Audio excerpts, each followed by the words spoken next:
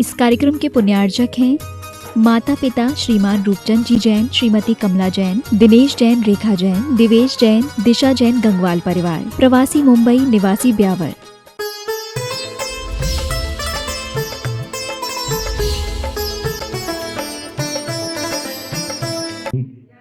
बोलिए परम उपकारी संत शिरोमणि आचार्य गुरु विद्या सागर जी महामुनिराज की, पूज्य मुनि श्री 108 दुर्लभ सागर जी महाराज की।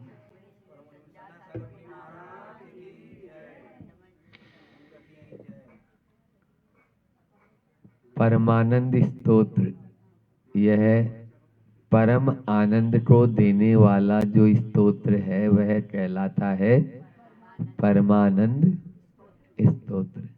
आनंद नहीं, परम आनंद, मतलब आनंद में भी उत्कृष्ट आनंद। समझ में आ रहा है? नंद धातु से आनंद शब्द बनता है, जिसको अर्थ है कि हम अंदर से हमारे जो भाव है प्रमुदित, प्रफुल्लित, प्रस्फुटित।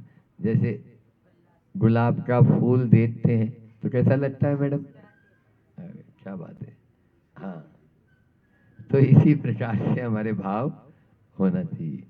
फूलों से तुम हंसना सीखो, है ना? हाँ, और भौरों से तुम गुनगुनाना, ये पाठशाला में पढ़ते हैं ना। तो इस प्रकार से ही भुनभुनाते हुए नहीं, गुनगुनाते हुए जियो। कल की अपनी बात को थोड़ा सा आगे बढ़ाते हैं कि उत्तमा स्वात्म चिंता साथ देह चिंता च मध्यमा, अधमा काम चिंता साथ पर चिंता धमा धमा। हमारी आत्मा की चिंता करना सबसे उत्तम, और देह को देखना मीडियम दूसरे नंबर पर, और लो क्लास थर्ड क्लास पर चिंता, अधमा काम चिंता सा थर्ड डिवीजन, और पर चिंता तो बिल्कुल धमा धमा है। ये भी अपन ने देखा कि आत्मा के गुण जो होते हैं वो अनंत गुण हैं, उनका कभी बखान कर नहीं सकते। निर्विकल्प है, समुत्पत्त ज्ञान में सुधारसम। कल हमने विवेक की आपके सामने बहुत अच्छी परिभाषा रखी कि हे और उपादेय, हे को ग्रहण करना और उपादेय को, हे को छोड़ना और उपादेय को ग्रहण करना। आप लोग भी यहाँ में तो यहाँ पर भी वही है। आज थोड़ा सा आगे लेते हैं 6 नंबर का ये सुन। सदानंदमयम जीवम यो जानाति स पंडित, स सेवते निजात्मानम परमानंद कारणम। यह जो निश्चय से जीवम जीव को सदानंदमयम सदा आनंद में लीन, जानाति जानता है, स पंडित है। पंडित कौन? बोलो पंडित जी। खंडवा वाले पंडित जी बैठे हमारे। हाँ, पंडित कौन? जो जीव को सदा आनंद में लीन जानता है। ये जीव जो है वो आनंदमय है, आनंद इसका स्वभाव है। वह परमानंद कारणम, परम आनंद का जो कारण है, निजात्मानम सेवते, अपनी आत्मा का सेवन करता है। रात दिन वह अपनी उस आत्मा का ध्यान करता है, उसकी सेवा। आप लोग भी सेवा करते हो, क्यों? किसकी? बोले सुबह कर ली महाराज जी, अभी खिला पिला के इसको सुला दिया, निला के निलाया, खिलाया, पिलाया, धुलाया, और दूसरों को भी खिलाया, फिर सुलाया। अभी उठते आ गए स्वाध्याय में, अब फिर से शाम की चिंता, डब्बा बांध के रख लिया महाराज, नहीं तो फिर शाम नहीं लेंगे तुम्हारी रात में नींद ही नहीं आती, चूहे कूदते हैं। सही बात है, क्योंकि शरीर के आश्रित हमारी ये चर्या। सुबह से शाम तक हम इस शरीर में ही गाफिल होते रहते हैं। आप ही नहीं, सबकी यही हालत है। समझ में आ रहा है? यह तन पाया है तो ये पाया है तो क्या करना है? यह तन पाए महातप कीजिए, या में सार यही है। और सागर के जल से भी इसको यदि शुद्ध करें तो भी यह सार इसमें से निकलने वाला, कभी शुचिता को प्राप्त नहीं हो सकता है। ये बात हमको गांठ बांध लेनी है। तो यहाँ पर भी इस श्लोक के माध्यम से आचार्य भगवंत हमको कह रहे हैं कि पंडित कौन? एक होता है विद्वान और एक होता है पंडित। विद्वान क्या करता है और पंडित जी क्या करते हैं? तो यहाँ पर विद्वान जो है वो विद्वान जो अपनी विद्वता झाड़े उसको विद्वान, जो थोड़ी सी बात को बड़ा चढ़ा के बोले और जो बहुत सारी बात है उसको थोड़े से शब्दों में बोले, बहुत बढ़िया। तो अपन को पंडित बनना है, लेकिन पोंगा पंडित नहीं। पंडित तो बनना है लेकिन पोंगा पंडित नहीं। अगर पोंगा पंडित बन जाएंगे तो गड़बड़ हो जाएगी। यहाँ पर भी यही बात है कि पंडित तो बनो, लेकिन पंडित वही है जो अपनी आत्मा को जानता है, उसे ही मानता है, उसे ही ध्याता है, उसी के बारे में सोचता है। हम कितनी देर उसके बारे में सोचते हैं ये तो हमें मालूम नहीं है, लेकिन इतना जरूर है कि आप जब कभी भी इसका ध्यान बैठकर ध्यान करें तो आप पाएंगे कि पिंजरे के पंछी रे तेरा दर्द न जाने कोई, तेरा दर्द न जाने कोई, बाहर से खामोश रहे तो भीतर भीतर रोए रे, ओ भीतर भीतर रोए, तेरा दर्द न जाने कोई, तेरा दर्द न जाने कोई। चुप के रोने वाले रखना छिपा के दिल के छाले रे, ये पत्थर का देश पगले कोई न तेरा होय, तेरा दर्द न जाने कोई, तेरा दर्द न जाने। हम प्रतिदिन जब घर गृहस्थ अवस्था में थे प्रदीप भाई, तो ये वाला भजन प्रदीप का ही है, सुन रहा है क्या? प्रदीप के भजन की एक कैसेट चलती थी पहले, वो ऑडियो कैसेट चलते थे हमारे टाइम पे उधर, तो वो वॉकमैन रहता था छोटा, उसमें ये भजन खूब सुनते थे, बहुत अच्छा लगता था। फिर लास्ट में तो दर्द सुन ही लिया उसका कि अब तो निकल जाओ, हाँ नहीं तेरा दर्द न जाने कोई, ये सुनने वाले कोई नहीं है, समझ में आ रहा है? तब ही आदमी बढ़ पाता है। चलिए एक और लेते हैं। नलिन्याम च यथा नीरम भिन्नम तिष्ठति सर्वदा, अयमात्मा स्वभावेन देहे तिष्ठति निर्मल। यथा जिस प्रकार नलिन्याम, नलिनी से नलिन्याम बन गया, समझ आ रहा है? हाँ, कमलिनी, नलिनी यानी कमल की पत्नी, जिसको कमलिनी बोलते हैं। नीरम जल सर्वदा हमेशा भिन्नम अलग रहता है, उसी प्रकार अयम आत्मा स्वभावेन, ये आत्मा स्वभाव से देहे शरीर में निर्मल है, कर्म मल से स्वच्छ तिष्ठति रहता है।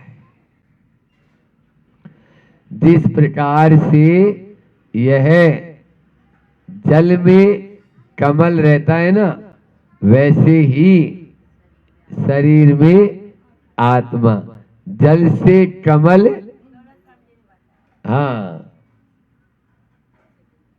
जल से भिन्न कमल है, कादे में हेम कमल है, ऐसा लिखा है वहां पर। कीचड़ में हाँ अमल है, अमल है वह है। तो मल से रहित यह आत्मा है, शुद्ध है, निर्विकार है, लेकिन अभी कीचड़ में लिप्त कर रखी है अपन ने, विभाव परिणति में कर रखी है। वह पानी में रहते हुए भी पानी से लिप्त नहीं रहता, हम भी घर में रहते हुए भी घर से अलिप्त रहें, तब तो उस कमल से हम कुछ शिक्षा ले सकते हैं। लेकिन हम तो चिपकू हैं, चिपकू। ये फेविकोल का जोड़ है महाराज, टूटेगा नहीं। आप कितना ही दम लगा लो, हम जानते हैं अभी तो हमें सूरत वापस जाना है। हम कहते हैं कि अपनी सूरत को देखो, और आप लोग सूरत वाले सूरत जाना चाह रहे हैं। तो अपने को बहुत अच्छा एक यानी दोहा याद आया आप लोगों के पुण्य से। रे समदृष्टि जीवड़ा कुटुंब कबीला पाल, बाहर से न्यारा रहे धाय खिलावे बाल। भीतर से न्यारा रहे धाय खिलावे बाल। आपने वो पन्ना धाय की कहानी तो सुनी होगी, क्यों? पन्ना धाय की कहानी सुनी? हाँ, क्या बात है, इसीलिए बच्चों को ड्रामा चाहती है। तो वह पन्ना धाय या और भी जो धाय होती है, जो बालक का लालन पालन करती है, जरूरत पड़ने पर उसको दूध भी पिला देती है बच्चे को। लेकिन वो जानती है कि ये बेटा मेरा नहीं है। बस ऐसे ही आप लोग घर में रहो, घर गृहस्थी के सब काम करो, लेकिन अलिप्त रहो कमल की तरह। समझ में आ रहा है? कमल जैसे अलिप्त है, वैसे ही हमको अलिप्त रहना है, उसमें अपन को लिप्त नहीं होना है, तभी अपने आप को हम रख पाएंगे। यहाँ पर भी यही बात आचार्य भगवान, निर्मल कर्म मल से स्वच्छ तिष्ठति रहता है, मल से रहित, और हम है मल से सहित, है ना?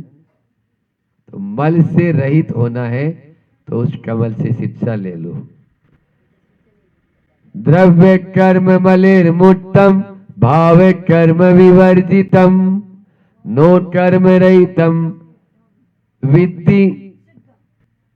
अच्छा, नो कर, हाँ विद्धम भी हो सकता है और सिद्धम भी हो सकता है। निश्चयेन चिदात्मन, निश्चयेन निश्चय से, चिदात्मन इस चेतन चित आत्मा जो है, चेतन आत्मा का स्वरूप द्रव्य कर्म और मलेर मुक्तम, ज्ञानावर्णी द्रव्य कर्म रूपी मलों से रहित, भाव कर्म विवर्जितम, रागादि भाव कर्मों से रहित, और नो कर्म रहितम, शरीर आदि नो कर्मों से रहित, विद्धि जानो, या सिद्धम है, ठीक है ना, प्रसिद्ध है। तीन चीज आ गई यहां पर, एक है द्रव्य कर्म, एक है भाव कर्म, और एक है नो कर्म, ठीक है ना। ज्ञानावर्णादि जो 8 कर्म हैं, ये क्या कहलाते हैं? द्रव्य कर्म। क्या कहलाते हैं? और उन ज्ञानावर्णादि 8 कर्मों को बांधने के लिए जो हम अपने परिणाम करता है, जीव जो परिणाम करता है, वो क्या कहलाते हैं? भाव कर्म। समझ में आ रहा है? भाव हमारे जैसे ही होते हैं, वैसे ही कर्मों को हम बांध लेते हैं। अब ये जो वातावरण या जो ये पूरा का पूरा जो चारों तरफ हमारे कर्म के परमाणु, उनको बोलते हैं परमाणु, पुद्गल परमाणु। उन पुद्गल परमाणु से ठसाठस भरा हुआ है, ठीक है ना। अभी वो कर्म रूप परिणत नहीं हुए, लेकिन हम जैसे ही भाव करेंगे, वो वैसे ही कर्म रूप परिणत हो जाएंगे। तो वो हो गए नो कर्म। समझ में आ रहा है? नो कर्म। जैसे ये शरीर किससे बना? नो कर्म से, ठीक है ना। नो कर्म के जैसे परमाणु हमने ग्रहण किए वैसा ही शरीर हमारा बनता चला गया। तो इस प्रकार से द्रव्य कर्म, भाव कर्म और नो कर्म, इन नो कर्म से भी बचना चाहिए। नो कर्म का मतलब एक और होता है। नो कर्म का मतलब जो कर्म के साथ देते रहते हैं, कर्म का साथ देते रहते हैं, वो भी नो कर्म है। जैसे कि मान लीजिए अच्छा बढ़िया चूरमा दाल बाटी खा लिया, अब नींद तो आएगी। भैंस का दही खा लिया बढ़िया, अभी मौसम भी अच्छा, तो बोले चलने दो। अब दही के साथ में अच्छी रोटी, अब उसके बाद में वो सामाइट में बैठेगा, क्या करेगा? ये भी नो कर्म है। समझ में आ रहा है? कोई भी चीज के लिए कोई निमित्त हो जाना, ये नो कर्म कहलाते हैं। इन नो कर्मों से भी बचना चाहिए, तभी हम द्रव्य और भाव कर्म से भी बच पाएंगे, अन्यथा नहीं बच पाएंगे। चलिए, आनंदम ब्रह्मणो रूपम निजते व्यवस्थितम ध्यानहीनान पश्यन्ति जात्यंधा इव भास्करम। इव जात्यंधा, जैसे जन्म से जात यानी जब से उसका जन्म हुआ, जन्मांध बोलते ना, तो जैसे कोई जन्मांध मनुष्य है, भास्करम सूर्य को न पश्यन्ति नहीं देखते जानते हैं, वैसे ही निज देह व्यवस्थितम अपने शरीर में स्थित ब्रह्मांड आत्मा को, आनंद रूपम आनंद स्वरूप को ध्यान न पश्यन्ति ध्यान से रहित जीव नहीं देखते जानते। कोई भी जन्मांध व्यक्ति है, उसने आज तक सूर्य को देखा? अब वो क्या करेगा? सूरज के बारे में आप कैसा भी करो वैसा ही आपको बता। अरे ऐसा थोड़ी होता है। हाँ, आप लोगों को कहानी तो याद होगी ना, मंदिरों में बनी हुई रहती है, वो छह जन्मांध एक साथ, लेसा वाला नहीं, अभी तो दूसरा बता रहा हूं कि जो है 7 मित्र थे और वो 7 मित्र पहुंचे एक जंगल में, और वो 7 ही जन्मांध थे। क्या थे? मतलब आज तक कभी उन्होंने कुछ देखा नहीं था। हाँ, तो अब क्या हुआ आगे है याद आप लोगों सबको। अब वो आपस में लड़ने झगड़ने लगे, तो उन्होंने हाथ लगा के देखा, अरे ये तो हाथी है, कोई ऐसा लगा उनको। तो एक ने हाथ लगाया हाथी के पांव पे, तो बोला हाथी जो है खंबे जैसा होता है, खंबे जैसा खड़ा है। ए पागल हो गया, तेरा दिमाग क्रेक हो गया है, लगता है तुझे अभी हॉस्पिटल में भर्ती जाना पड़ेगा। चुप। एक ने पकड़ी थी सूंड, बोले अरे हाथी तो देखो हमने देखा है, ये देखो हाथी सांप जैसा होता है। तभी दूसरे ने उसका कान पकड़ रखा था, तीसरे ने, अरे तेरा भी दिमाग लगता है तुम्हें बिल्कुल कुछ आता ही जाता नहीं। अरे हाथी जो है ने वो तो पंखे जैसा होता है। तभी एक ने उसका पेट पकड़ रखा था, वो पेट पकड़ के, अरे तुम चारों के चारों ही मूर्ख हो, मुझे लगता है तुम्हें कुछ नहीं आता। ये देखो ने, ये जो है दीवार, क्या दीवार जैसा हाथी होता है। एक ने उसकी पूंछ पकड़ रखी थी, बोले लगता है तुम्हें भी आता कुछ नहीं। देखो ना ये इसके पूंछ में बाल भी होते हैं। तो बोले ये हाथी तो रस्सी जैसा। दूसरे ने दूसरा पांव पकड़ रखा था, उसने और बताया। इस प्रकार से अनेक प्रकार से वे 7 मित्र लड़ने लगे। तभी एक प्रदीप भाई जैसा हमारे उधर से समझदार आदमी गुजरा, आंख वाला, बोला अरे क्यों लड़ रहे हो रे? बोले लड़ क्या रहे, देखो ना ये हाथी जो है ना खंबा जैसा होता है, बोल रहा हूँ समझ ही नहीं पा रहा है। ये बोलता अरे हाथी सूप जैसा होता है, बोले हाथी दीवार जैसा। अब इस प्रकार से वो आपस में बोले लड़ो नहीं, तुम आपस में सबको एक दूसरे को मिला लो तो ये क्या बन जाएगा, हाथी बन जाएगा। पर इसी का नाम है अनेकांत। अनेकांत में कोई लड़ाई नहीं और एकांत में लड़ाई लड़ाई है। अरे आंख के होने के बाद में भी आदमी अंधा ही बना है, क्योंकि बस मैं सही बाकी सब गलत। ये जो उसकी प्रवृत्ति हो रही है। बैठ सकते हो ना बाबू, बैठ जाओ, धूप में क्यों खड़े हो। आई एम राइट और यू आर रॉन्ग, ये लड़ाई की जड़। कल मैंने बोला था यदि लड़ाई से कसाई से बचना चाहते हो तो क्या बोला था, बोलो you are right I am wrong. समझ में आ रहा है। इसलिए कभी भी जिद बहस मत करो, ये जितना ही हमारे लिए खराब हो जाता है। अपन जितना जिद बहस करेंगे हम ही सही तो गड़बड़ हो जाएगा। ये तो अंधे की स्थिति जैसी हो गई वहां पर। अच्छा ये बताओ, कई बार हम आजम के बारे में भी होता है, वो सही बोल रहा है, ये गलत बोल रहे हैं, वो गलत। अरे अपने पास में है कितना सा जो अपन आपस में जिद रहे हैं, लड़ रहे हैं। समझ में आ रहा है। जब केवली भगवान से मिलेंगे तो पूछेंगे अभी क्यों लड़ रहे हैं। अभी तो हम सब एक हैं, एक होकर चलेंगे तो बहुत अच्छा रहेगा। तभी हमारा यह आगे बढ़ना सार्थक हो पाएगा। सार्थक हो इसी भावना के साथ बोलिए अहिंसा परमो धर्म की। आचार्य गुरुवर विद्यासागर जी महामुनि राम। वो बात इसलिए आज थे तो हमने बता दिया कि आप शायद जानते हो कि नहीं, हमने बोल तो दिया था। प्रशांत जी अब आज आए हुए हैं, जिनकी उस दिन हमने बहुत लंबी चौड़ी चर्चा करी थी। और ये नहीं, यहाँ तक कि मैंने एक बात आपको कल परसों भी इन लोगों के बीच में बोली थी कि ये व्यक्तित्व कैसे हैं, एक बार और भी बोल चुका हूँ। बड़ा सुनकर आश्चर्य हुआ था कि इतने बड़े व्यक्ति होने के बाद भी अपने जो बालक हैं उस बालक को ना ICCI में नौकरी पे रखा। और नौकरी की कोई खास वैल्यू नहीं, 1 लाख रुपए महीना, इनके लिए करोड़ों की कोई कीमत नहीं। वो 1 लाख रुपए महीने की साल 1.5 साल नौकरी करी बच्चे को।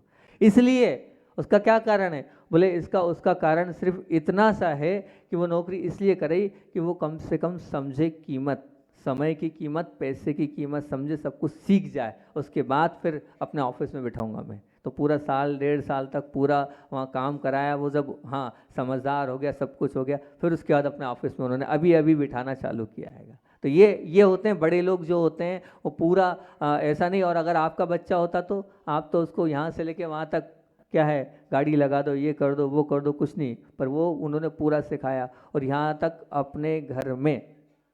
अपने घर में खुद सब काम अपने हाथ से करो, स्वावलंबी जीवन, ऐसा उनका जीवन है कि नहीं, सब काम अपने को अपने हाथ से करना चाहिए। वो खुद भी हाथ से करते हैं और यही शिक्षा वो बच्चों को भी देते हैं। अपनी बहू लाने के लिए उन्हें शर्त ये रखी थी, कोई नौकरी नहीं, हाउस वाइफ चाहिए। बहू जो ला रहे थे वो लाए हैं। वो इस प्रकार से उनके वो है कि जैसे भारतीय परंपरा में जैसा बहू का लक्षण होता है वैसी बहू बनना चाहिए, नौकरी वाली थोड़ी चाहिए। इस प्रकार की कोई बहू नहीं चाहिए। बहुत कम लोग होते हैं जो इस प्रकार से अपने जीवन को जीते हैं, ऐसे वो जीवन जी रहे हैं। तो बात अपनी चल रही थी कि गुरु की आज्ञा वाले, ऐसे वो गुरु की आज्ञा को पालने वाले, अगर हमारे मुख से कुछ निकल जाए तो कोई किंतु परंतु नहीं, वो यही मानते कि ये जीवन आपका है, आप जैसा कहोगे वैसे हमारे लिए समर्पित है, ये बात। और अब जहाँ से ज्ञान या कला आपने प्राप्त करी, क्योंकि समय अपना हो रहा है, जहाँ से भी आपने ज्ञान या कला प्राप्त करी, कुछ पाया है, तो ध्यान रखना अगर आपने उनका नाम छुपाया है तो वो भी क्या है, चोरी ही है।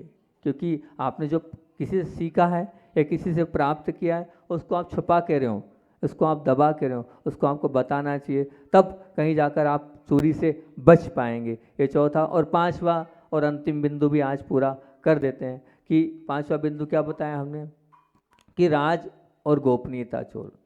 राज और गोपनीयता चोर, मतलब राज और गोपनीयता चोर से तात्पर्य है कि जो नहीं देखने योग्य किसी की वस्तु है, गोपनीय वस्तु है, उसको देखना भी क्या है, चोरी है।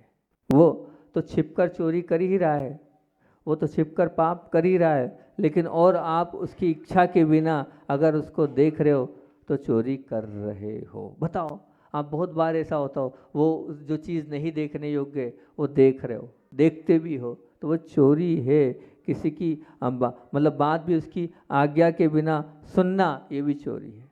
बोलना तो चोरी है ही, लेकिन आपस की बात सुनना भी चोरी है। उसको भी आप चोरी मानना, क्योंकि वो तो और धीरे धीरे बोल रहा है, वो चाह रहा है आप नहीं सुनो और आप और कान पास ले जा रहे हो, क्या बोल रहा है सुन ले हम। तो इसको चोरी स्वीकारा कि नहीं आपने? इसको चोरी माना कि नहीं आपने? ये चोरी है। आप उनकी पर्सनल बात है, उनकी आपस की बात है, उनकी खुद की चल रही है, और उनकी उस आपस की बात को सुनने का प्रयास क्यों कर रहे हो? क्यों आप उसमें घुसने का प्रयास कर रहे हो? क्यों वहाँ तक जाने का प्रयास कर रहे हो? नहीं, बिल्कुल नहीं, हमें नहीं सुनना है। जब तक सामने वाला नहीं अपने से बोले तब तक ना तो सुनने का प्रयास करना है। लेकिन ऐसा अक्सर होता है, ऐसा आप लोग अक्सर करते हैं और करते ही हैं। करते हो ना? बोलो सही, सुनने का प्रयास करते हो कि नहीं? तो कम से कम ये चोरी, इसको चोरी आप मानते नहीं, लेकिन ये चोरी है। ये देखना भी चोरी है और सुनना भी चोरी है। बिल्कुल, देखना भी चोरी है और सुनना भी चोरी है। और बिना किसी को, उसके बिना जो है, आप अगर मान लो पूछे, बोल भी रहे हो किसी की बात, वो तो बता ही दिया, वो भी चोरी है। और बिना आज्ञा के अगर आप कहीं प्रवेश कर रहे हो तो वो भी क्या है? चोरी ही है। बिल्कुल, अगर आप बहुत अच्छा वहाँ एक स्थान पे पहुँचे हम, तो वहाँ आहार में चौके में आने के लिए उन्होंने आज्ञा मांगी कि क्या हम आपके चौके में आ सकते हैं। अच्छा लगा, एक विनय है ये, एक गुण है ये कि आप चौके में अंदर प्रवेश कर रहे हैं, तो प्रवेश करते वक्त क्या आप कम से पूछ तो रहे हो, चौके वालों से पूछ रहे हो। उन्होंने हमसे पूछा कि महाराज जी मैं आ सकता हूँ, तो मैंने एक ही बात बोली इशारे में। अब आहार में क्या बोलूँगा मैं? तो बोलूँगा जब भैया ये मेरा खुद का नहीं है, मैं इनसे पूछ के अंदर आया हूँ, जिनका चौका उनसे पूछो, आप हमसे मत पूछो, मेरी आज्ञा मत लो पूछने के लिए। भाई जिसका चौका उससे पूछो क्या हम आ सकते हैं क्या आपके चौके में। वो अगर आपको बुलाए तो आप आ जाओ, मेरा स्थान नहीं है तो मैं कैसे आज्ञा दे सकता हूँ कि आ जाओ, और मैं मना भी क्यों करूँ कि मत आओ आप। तो बोले ठीक है। तो वो बहुत अच्छा लगा कि कसम आप किसी के जा रहे हो तो पूछ के जाओ, कहीं आप पहुँच रहे हो तो पूछ के जाओ। ये भी नहीं, अगर आप पूछ के जा रहे हो तो वो भी क्या कहलाएगी? चोरी ही कहलाएगी। उसको भी आप चोरी के रूप में स्वीकार करना। लेकिन नहीं, आप लोगों की इतनी व्यवहारिकता है ही नहीं, आप उसको चोरी स्वीकार ही नहीं कर रहे हो। एक प्रकरण और है, लेकिन वो लंबा चौड़ा प्रकरण है, अब उसको समय लगेगा। एक और प्रकरण चोरी का और रह गया है। अपनी बात को यहीं अब विराम दूंगा, क्योंकि आज महाराज जी की पारणा भी है, पारणा भी अपने को कराना। आचार्य भगवान का संस्मरण आपको सुना देता हूँ, उसको सुनाकर अपनी बात को विराम करूँगा। आचार्य भगवान की बात अपनी चल रही, वही नसीराबाद की, और नसीराबाद में जो संस्मरण आपको सुना रहा हूँ, शांतिलाल जी पाटनी जो गुरुदेव से बहुत जुड़े हुए थे, उन्होंने वो संस्मरण सुनाया। उन्होंने कहा कि विद्याधर, जो कि आज्ञा की बात चल रही थी, गुरु आज्ञा की बात चल रही थी, इसलिए वही आज्ञा वाली आप वही संस्मरण आपके बीच में रख रहा हूँ कि गुरुदेव के अंदर उस ब्रह्मचर्य अवस्था में गुरु के प्रति इतनी श्रद्धा, इतनी आस्था और इतना उनकी आज्ञा पालने के प्रति जो समर्पण था, समझ में नहीं आता है क्या उनका संस्कार बचपन का था या बचपन का नहीं, उनका वो पूर्व संस्कार था कि उनने जो बोला है उसमें कोई किंतु नहीं, कोई परंतु नहीं। क्या समर्पण था उनका कि नहीं, उनने बोल दिया है ना, अब वही अपने जीवन में मुझे करना है और करके बताना है। इस प्रकार के पूरे भावों के साथ उनका वो पूरा जीवन था। अब एक बार की बात है, शांतिलाल जी पाटनी जो थे, वो जब उनसे जुड़ तो गए थे, तो उन्होंने उनसे कहा आचार्य भगवान से कि आप ये जो धोती दुपट्टे हैं, इन धोती दुपट्टों को आप नहीं धोया करिए, आपके पास वैसे समय नहीं रहता है, आपको इतना अध्ययन करना पड़ता है और आपका समय खराब होता है, तो आप ये मुझे दे दें, तो कम से कम इन धोती दुपट्टों को मैं प्रतिदिन जो है धो के सुखा दूंगा। तो उन्होंने कहा नहीं, ऐसा मैं नहीं कर सकता हूँ। क्यों? क्योंकि गुरु महाराज ने एक ही बात बोली है, अपना काम स्वयं करना चाहिए। तो बोले उन्होंने ऐसा कहा है तो मैं आपको नहीं दे सकता हूँ, ये गुरु की आज्ञा है और इस आज्ञा को मैं नहीं करूँ। तो बोले अरे उनको पता ही नहीं चलेगा, आप क्यों चिंता कर रहे हो, किसी को कानों कान खबर नहीं होगी कि आपके कपड़े मैंने धोए हैं। बोले उन्हें पता चले ना चले, मुझे तो पता है ना कि मैंने मेरी गुरु की आज्ञा तोड़ी है।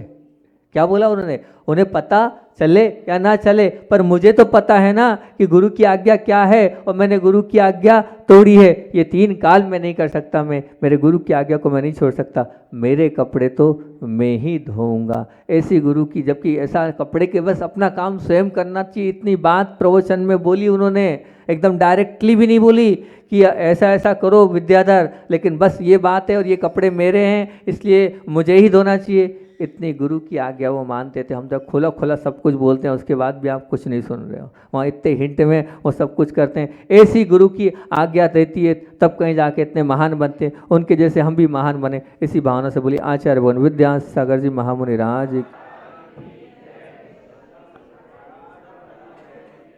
तीर्थंकर बनना है, भगवान बनना है, और भगवान के बाजू में बैठना है। वो तीर्थंकर बनने की कला आत्मसात करना है, वो हैसियत प्राप्त करना है भगवान बनने की, और उस पर चर्चा चल रही है।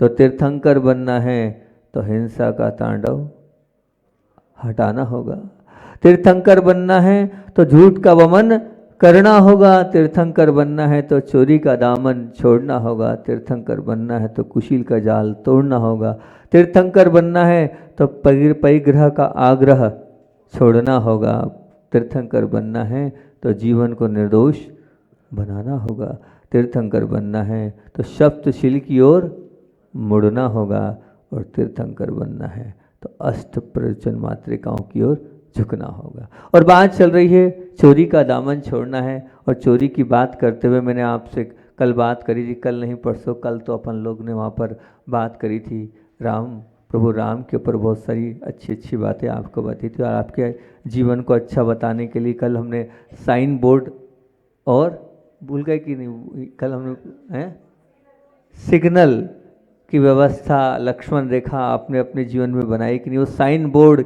की बात भी आपसे करी थी, वो साइन बोर्ड और सिग्नेचर की व्यवस्था करी थी, और साथ में अपने जीवन को अच्छा बनाने के लिए कुछ न कुछ अच्छा करते चलना, इसकी बात अपन ने कल बहुत अच्छे से करी थी। और परसों इसी चोरी वाले विषय को लिया था, तो हमने आपसे कहा था कि अगर आप गुरु की आज्ञा से नहीं चल रहे हैं तो चोरी कर रहे हैं, क्योंकि ये स्वरूप गुरु का दिया हुआ है। अगर गुरु के ने ये स्वरूप दिया है और आप अगर उनकी आज्ञा नहीं मान रहे हैं, और ये जीवन जब उनका है, जब उनका जीवन है, और अगर उनके अनुसार से नहीं चल रहे हैं, अपने अनुसार से चला रहे हैं, तो हम ये चोरी कर रहे हैं।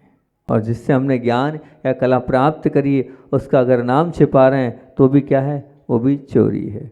फिर अगला जो बिंदु था अपना गोपनीयता चोर, राज चोर से तात्पर्य है जब वो नहीं जो बता कर रहा है किसी गोपनीय वस्तु को, वो खुद चोरी करके छिप कर और अलग होकर कर रहा है, फिर आप उसको क्यों देख रहे हो?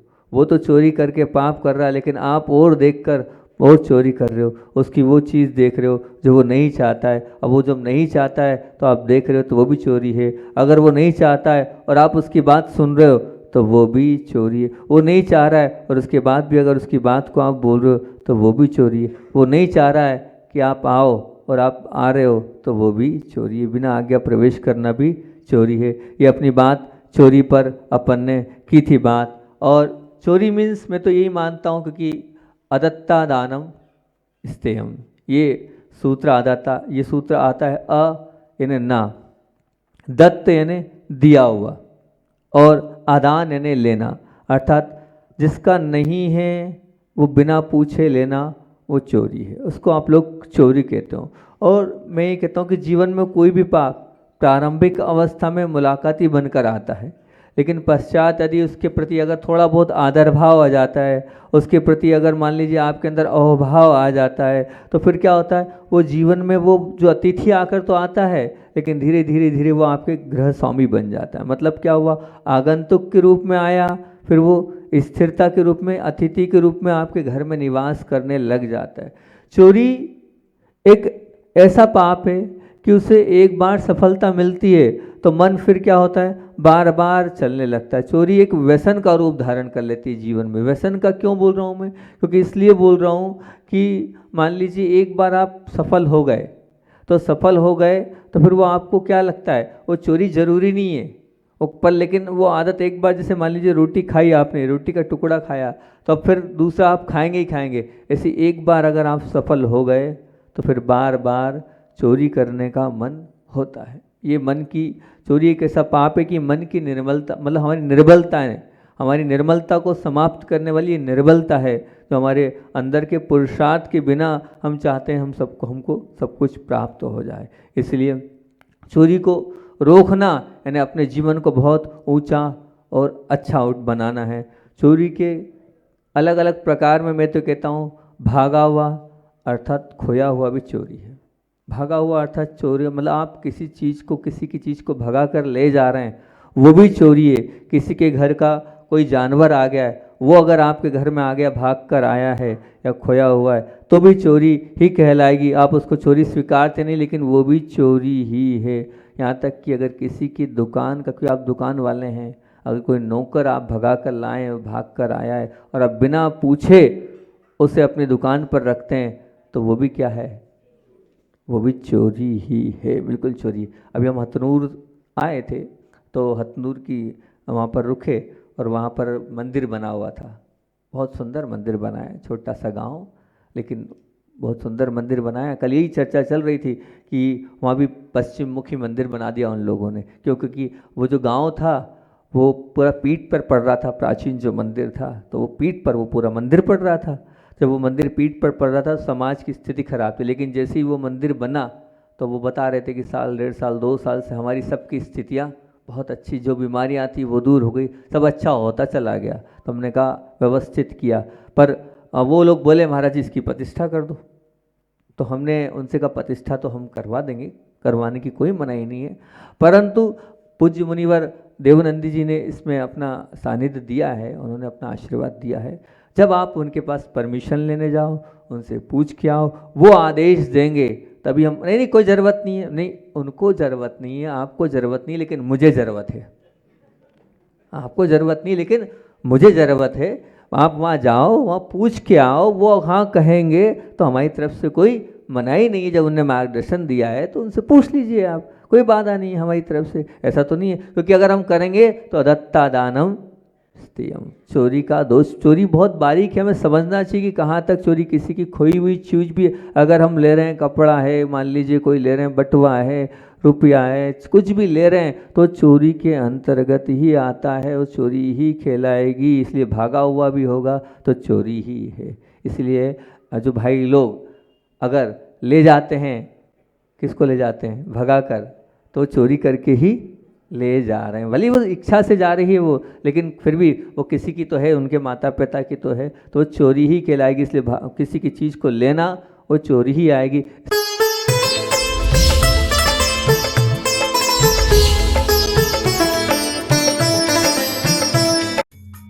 इस कार्यक्रम के पुण्यार्चक थे माता पिता श्रीमान रूपचंद जी जैन, श्रीमती कमला जैन, दिनेश जैन, रेखा जैन, दिवेश जैन, दिशा जैन, गंगवाल परिवार, प्रवासी मुंबई, निवासी ब्यावर।